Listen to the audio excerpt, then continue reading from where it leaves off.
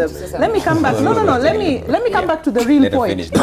Yeah, the real point here is what our presidential candidate, the NASA presidential candidate, was raising today. And what he was raising is this. And of course, Sakaja is simplifying it to say that you cannot prevent famine. But of course, if you have prediction, like was given by the Tegemeo Institute late last year, and you have interventions such as the East African Grain Council bringing together Kenyan traders and Ethiopian traders so that we could have maize from the nearby Ethiopia, which would get here in a day or two, and all that the Ethiopians asked, because Ethiopia had a bumper harvest.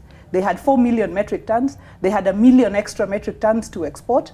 And even when Kenyans went there, they got a deal of 300,000 metric tons to come in. And they said, can we lower the tariffs so that we can bring in the maize, because they are not a part of the East African community.